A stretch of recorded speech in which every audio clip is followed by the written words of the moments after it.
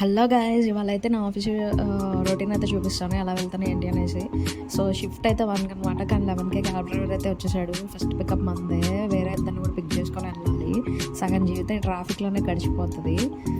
So మీకు ఎవరికైనా ఈ డౌట్ అయితే వచ్చిందా, క్యాబ్ డ్రైవర్స్ కార్లో ఏసీ వర్క్ చేస్తున్నా కూడా దాన్ని ఆపేసి మరి విండోస్ ఎందుకు ఓపెన్ చేస్తారో నాకైతే అర్థం కాదు.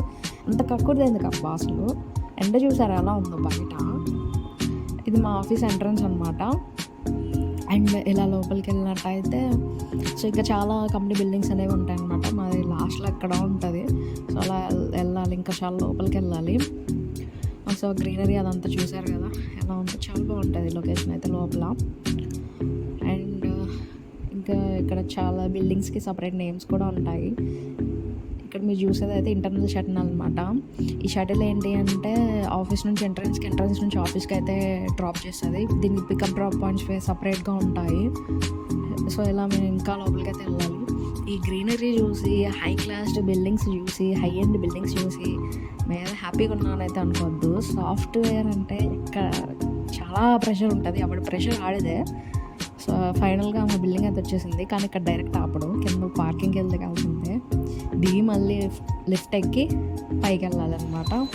సో నేను ఫస్ట్ అయితే క్యాఫ్టీరియాకి వెళ్ళిపోతున్నాను, 6th ఫ్లోర్లో ఉంటుంది. సో నేను మ్యాక్సిమం బాక్స్ ఇంటి దగ్గర నుంచి అయితే తెచ్చేసుకుంటాను అనమాట.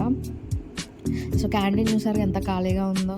మ్యాక్సిమం మండేస్ ఎవరు రారు, వర్క్ ఫ్రమ్ హోమ్ చేస్తూ ఉంటారు అనమాట. వీళ్ళు ఎంతమందికి తెలుసు, మన లిఫ్ట్ పైకి వెళ్ళాలంటే పైది క్లిక్ చేయాలి, కిందకి రావాలంటే కిందకి వెళ్ళాలంటే కిందది క్లిక్ చేయాలని కామెంట్ చేసేయండి. సో మన టైం ఉంటే లిఫ్ట్ తొందరగా వచ్చేసింది అనమాట. నేను 6th ఫ్లోర్ నుంచి ఇప్పుడు 10th ఫ్లోర్కి అయితే వెళ్ళాలి.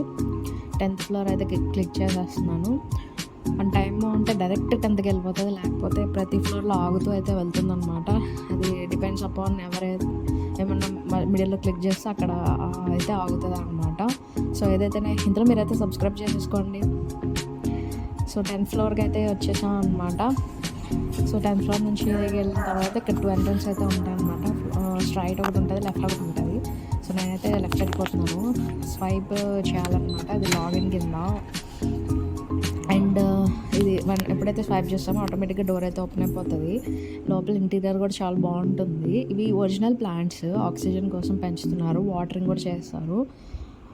ఇలా లోపలికి వెళ్ళిపోతే వాళ్ళు లేట్ అయిపోయిందనమాట. నాది కాదు మిస్టేక్, క్యాబ్ డ్రైవర్ అయితే లేట్గా వచ్చాడు. సో ఇక్కడ చూసారు కదా బే ఎంత ఖాళీగా ఉందో. సో మండేస్ మ్యాక్సిమం రారు.